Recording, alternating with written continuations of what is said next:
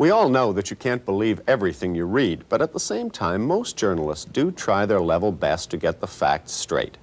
It requires checking and, wherever possible, a first-hand account of what's happening.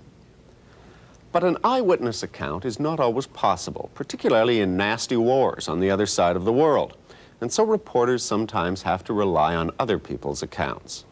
The story then becomes as good as its source, and sources sometimes lie. The U.S. Central Intelligence Agency, the CIA, deals in information and misinformation. Tonight we see how the CIA has been able to plant news reports that aren't just inaccurate, but totally fabricated. This is Angola, a former Portuguese colony in southwest Africa that's been at war since the mid-70s. Its left-wing government, supported by Cuban soldiers, fights a continual battle against guerrillas backed by South Africa. 10 years ago, the Soviets helped send guns and troops here, and the United States responded with support for the guerrillas. According to newspapers at the time, that's how the Angolan War started. But did it? John Stockwell, wearing the cross, worked for the CIA for 12 years. As a colonel, his last assignment was to run the U.S. campaign in Angola. The basic theme was to make it look like a Russian and Cuban aggression in Angola. And so any kind of story that you could write and get into the media anywhere that pushed that line, you did. 1/3 of my staff in this task force was covert action, was propagandists whose professional career jobs was making up stories and finding ways to get them into the press. In 1975, the resource-rich African country was being fought over by 3 factions. Agostinho Neto led the left-wing MPLA, which eventually became the government. Jonas Savimbi, an anti-Marxist, led UNITA, which was openly supported by South Africa. And another anti-communist force was led by Holden Roberto, who had been paid by the CIA for 14 years and was now to receive major U.S. support. The CIA had just closed down 3 long-term paramilitary operations in Southeast Asia. The Vietnam, Cambodia, and Laos. They'd had over 1,000 paramilitary case officers come flocking back to Washington.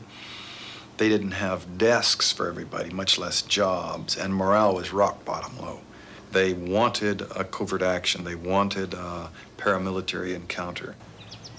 The rationale was that the Soviet Union was trying to take advantage of the United States' weakness right after the Vietnam War, that Angola was getting its independence and they were trying to snap it up, and that Henry Kissinger decided that we could not be weak and we wouldn't let them do it.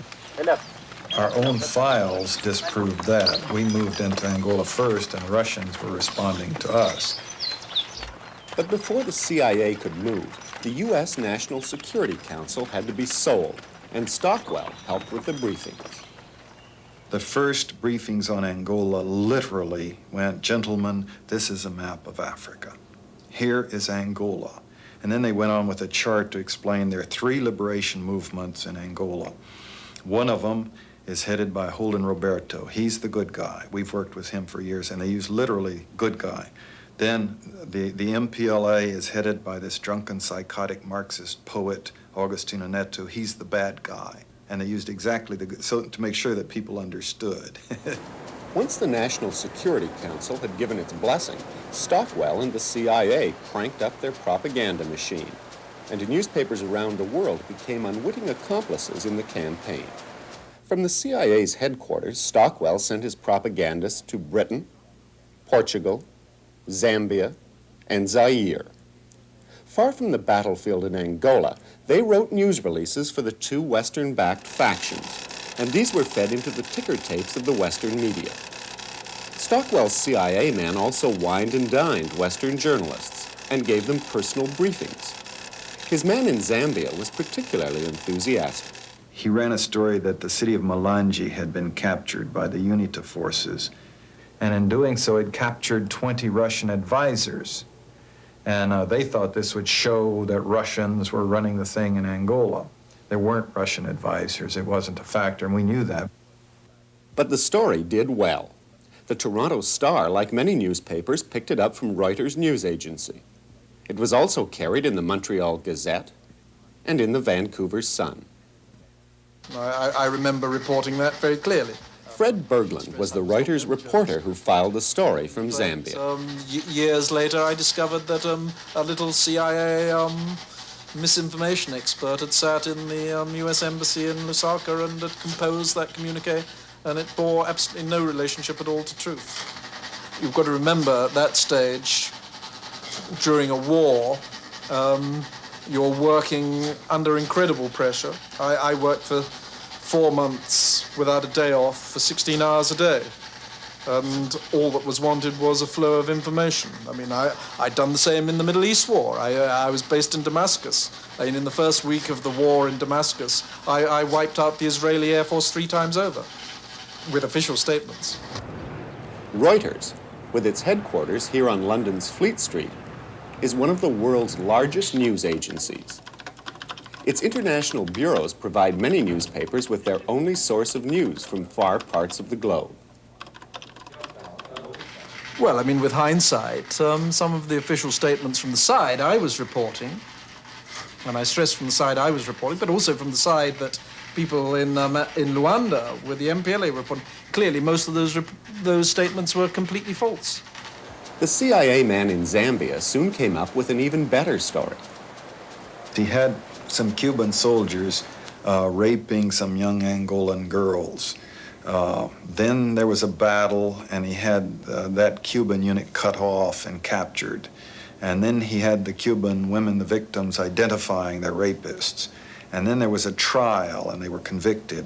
And then he had them executed by a firing squad of the women who had supposedly been violated, with photographs of young African women with weapons shooting down these Cubans. There had never been a rape. There had never been the military action. The Cubans had never been captured. It was all fiction. Fiction, maybe, but it showed up on the front page of papers like the Toronto Star. The Toronto Globe and Mail also ran the story, and its headline attributed it to Angolan guerrillas. Many other Canadian newspapers in cities like Winnipeg, Montreal, and Halifax picked up the story.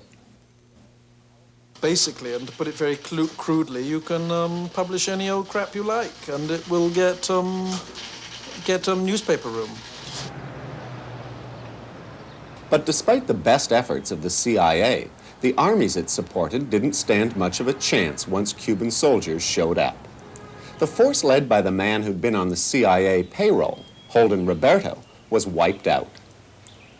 And UNITA and the South Africans made a hasty retreat. Back in Washington, Congress didn't want another Vietnam and voted against spending any more money in Angola. More recently, the CIA has found work for its skilled writers in Central America, particularly in the campaign against the Sandinistas in Nicaragua.